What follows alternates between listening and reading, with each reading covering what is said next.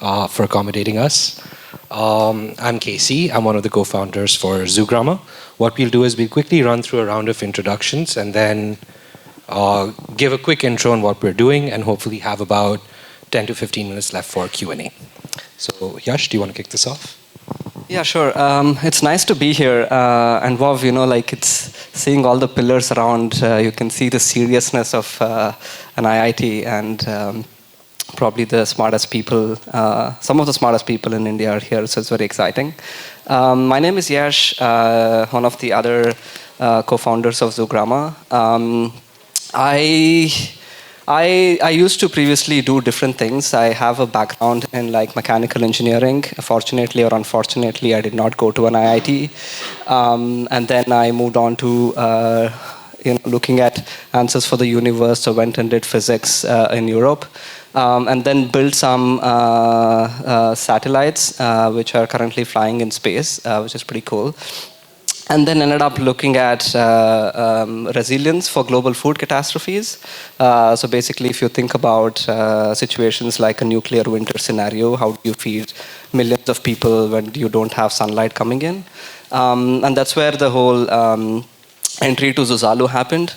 So basically, Vitalik and his team, because of my work adjacent to existential risks, invited me to the first Zuzalu, which happened in Montenegro, to lead the X-Risk and AI track with a couple of others.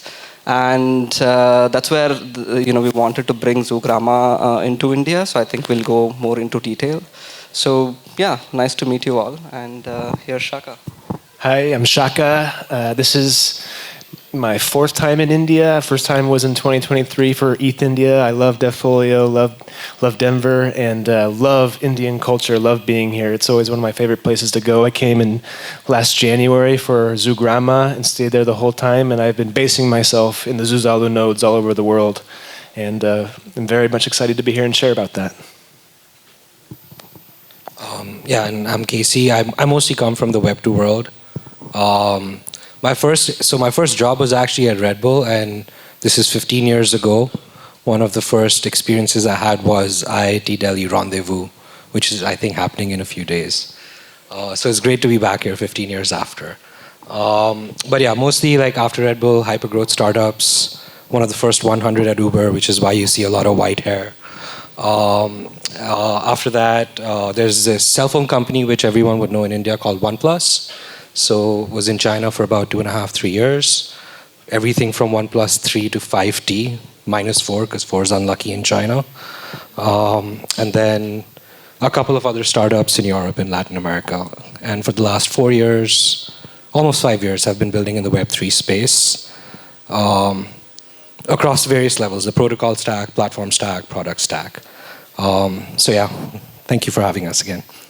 All right, so let's kick this off with what is Zugrama? What is Zuzalu? So Yash, do you want to just give a quick sort of introduction on a word that no one's ever heard of to familiarize us? Excuse me. How many of you have heard of Zuzalu here? Okay, this is amazing because this is probably one of those rooms where there are very few people who've heard of it, so this is pretty good. So I think it has multiple definitions. So one, I think when Zuzalu was started, I think the thinking was to bring the network economies that we are building in real life, and to also have a place where you have different technological communities at the same space, because if you're working on something at frontier cutting edge, you cannot do a lot if you're just isolated from everything else. For example, you can think about, say, AI, AX, bio, and all of those intersections. So having people from different technologies around the same place is pretty good, right? So that is one of the definitions. I think there are quite a few. And you can see those definitions come into life by the visions of different founders of different pop-ups across the world. And we wanted to bring Zugrama to India, where we thought such futuristic, frontier, cutting-edge conversations should be brought more to India and have a place where people can actually start building there. I guess there are a few more slides that we can show around that. I think, should we skip the video for now? We can share. Yeah, I it with think the we are crowd. short on time, so let's We'll skip share that. this video across with Denver so he can blast it across. So you can see we did a pop-up village, a 6-week pop-up village in Kerala early this year, from Jan to Feb. This was one of our first experiments. So as Yash was mentioning, like how do you bring high leverage, high talent people within a very high density? Like why Silicon Valley, Silicon Valley? Because you move there and you get access to resources, capital, and intellect. And the flow of ideas are a lot faster. The concept of rapid prototyping to find PMF is a lot faster. So that's the whole concept of Zuzalu as well. Like how do you bring about 100, like a Dunbar number of people, 150 or so, in one place to co-live, co-build together and critique each other's work and kind of imbibe rapid prototyping to go to market with ideas, with a philosophical approach, with decentralized governance, zero knowledge technology, etc. So this is kind of what it looks like. This is our first iteration. It was a pop-up village. And now what we're doing is building a permanent node in India. And we've finalized Goa as a market to do this in because it's also very open for the international audience to want to come down and co-live with the local Indian audience. So a quick overview of like the speakers that we had for the first Zuzalu. It had a wide range from DAC to ZK to Ethereum, and then a lot focused on decentralized governance, on privacy technology. How do you do secret ballot voting, for example? How do you do decentralized clinical trials while maintaining privacy? So now what we're doing is a version 1 of the permanent node that we're going to kick off in Q1 next year. So Yash, do you want to quickly give? Yeah, I think like our vision is pretty simple. I think we should do things which would benefit humanity and basically build technologies that would safeguard us. And while doing so, I think we should also do it around beautiful places, right? I mean, I was born and brought up in Bangalore, then moved to Europe, but Bangalore now has become a really, concrete jungle of sorts. And if you want like people working on these really amazing things, for me, like, I look at scientists and like all of these creators as my rock stars. And I think like, why do only, the traditional rock stars get to hang out in more beautiful places, right? And Goa is one such place in India, so we thought we should do that. And we want to sort of like start by incubating the DAC umbrella. Oh, sorry. How many of you have heard of the term DAC? Oh, all right. So I don't think I'll do a very good work by explaining it. Vitalik has explained it really nicely in his blogs. I would really recommend you to read it. But basically, it stands for, one of the D stands for like defensive acceleration. So the acceleration part comes from, there must be some sense of urgency towards building technologies, and the defensive part comes from how can we make those technologies at the same time safeguard humanity in the long run. One like really good example is if you build AGI, it can either take us to utopia or like some place where there could be a rapid progress in a lot of other fields. But same time, how do you also make it safe so that we don't destroy ourselves in the process? So yeah.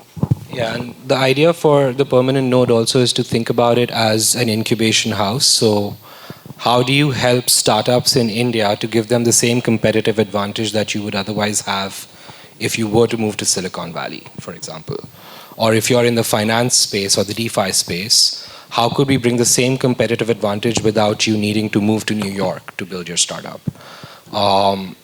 So on one side, it's the startup side, and on the other side, how do you bring good startups that have already raised capital and are building some really cool stuff, all in the open source space, to come co-live? Because especially in the Web3 space, most of the work is it's possible to be remote. So how do you make sure there's good talent, good teams, good projects that can come and mentor those existing incubated startups to kind of co-live in rapid prototype and mentor each other together? So these are the 3 pillars. Yash is more philosophical than I am, so it's better that he explains these. So I think we divided into 3 things. So life, work, and learn. Life is about what sort of neighbors do you want to have? Can you live among these different people working on really interesting, ambitious things? And how do you, go along with this, group of people? So how does governance look like, and all other set of problems come under that? And then what sort of work do you do in such a setting, right? So as we said, that what falls under the DAC tree as our initial focus towards the kind of startups that would get incubated there. We'll of course bring in the capital aspect to it as well. So there is one, what kind of ambitious work would you do? What kind of capital can we help enable from different parts of the world where capital is more abundant compared to India, and then can we have the set of talented people living there? And learn, I think, is very interesting. We are in one such institution here, but I foresee that the way that we learn has already changed and will rapidly evolve in the next 5 to 10 years. Having a place where you can start interning at these startups and companies at that place, participate in pop-up events here's one example. You can meet amazing speakers who are here as well. Not just in this setting of many to one, but rather, spend some time with them in a pop-up village setting. So I think these 3 pillars sort of shows what we want to imbibe into the permanent node. Yeah, and I think one thing to stress about why the live part is important here is because how many people have tried to build a startup in Web3 before? Okay. Oh, just 2 people. All right. So if you ever try, first off, I hate the term Web3. It should just be web. It was never Web 1 before Web 2 came about, and it was never Web 2 before Web 3 came about. No one says they're deploying a DNS protocol if they're launching a website on Shopify, for example.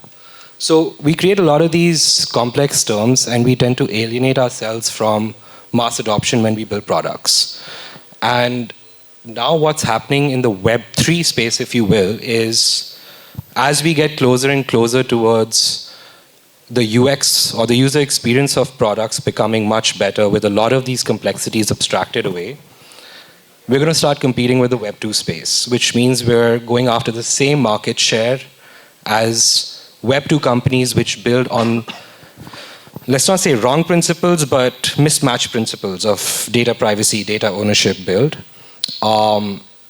You need the live concept, because if you're building a startup in this space, you want everyday people using your product in everyday life and giving you feedback as to why it sucks.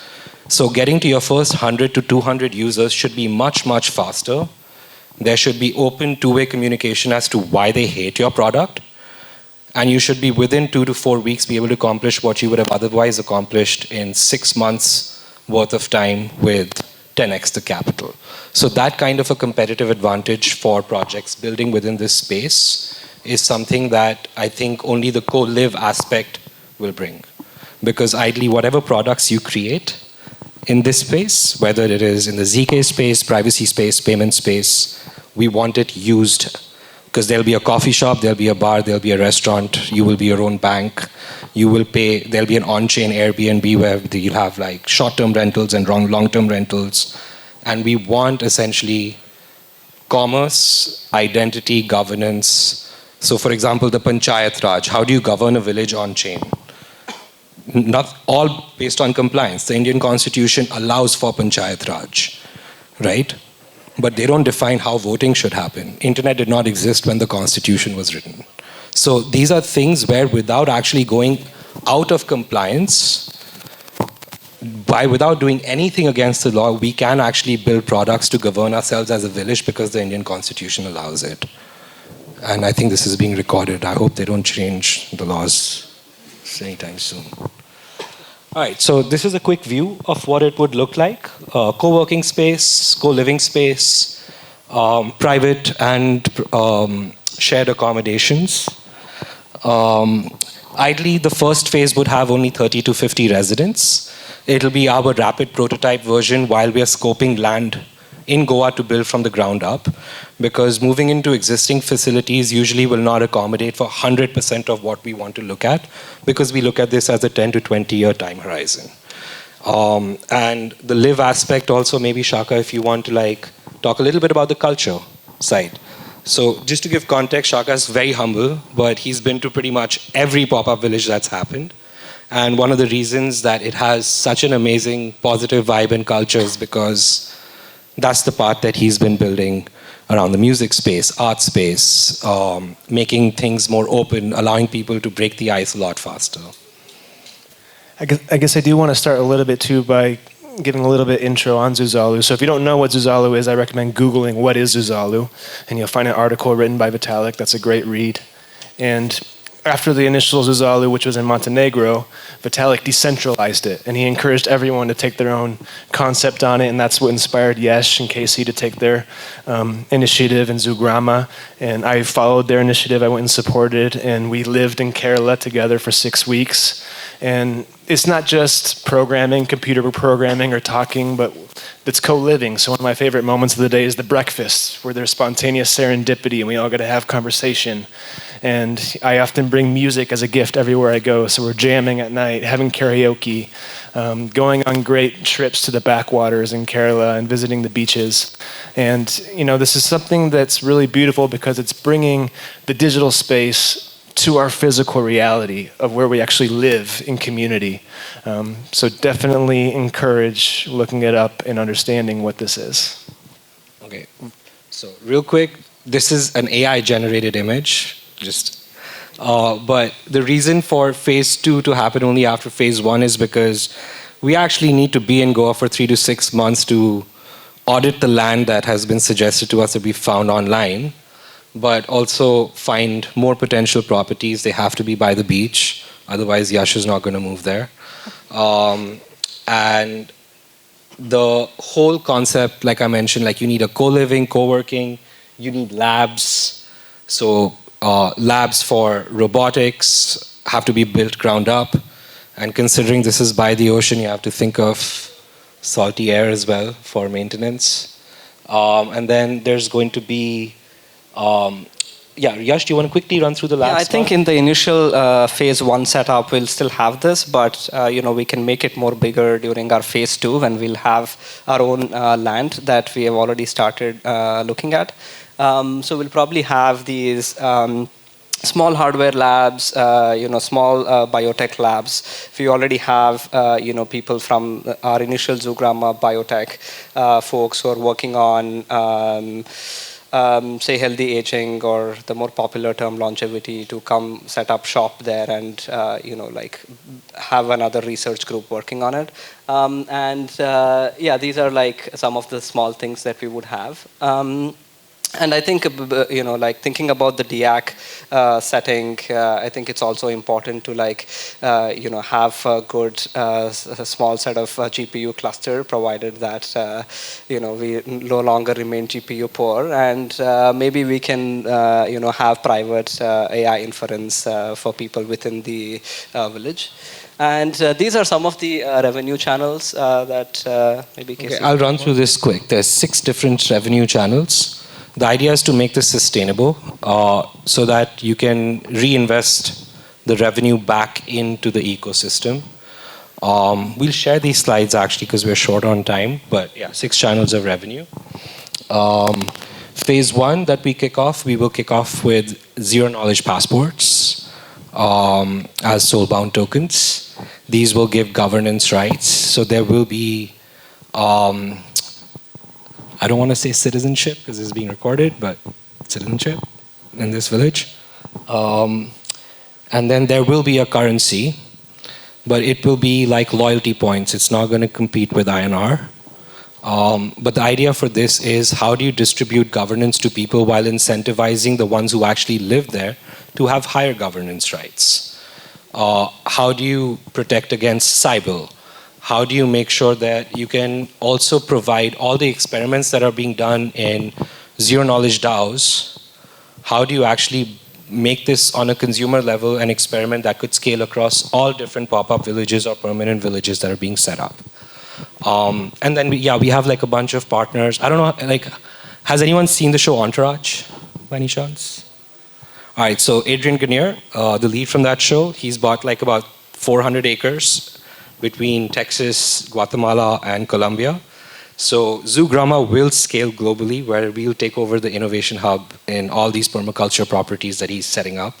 So there will be interconnected villages across. But the idea is you prototype in one, find PMF, and scale it across multiple nodes. Yeah, I think our immediate priorities, as I said, will be these. We already have a bunch of people interested to come set up shop there. So as soon as we launch our phase 1 of the permanent node in beginning of 2026, so we will start with these 3 set of people, and there'll also be other fellows who can come there based on like grants and incubation of startups. Yeah, and that's the team. Thank you, guys. Thank you. Sorry we don't have time for Q&A, but yeah, we can catch up after. Thank you. Yeah, if you're interested to like know more about the tokenomics side of things, come talk to us, because I think there is a very interesting problem.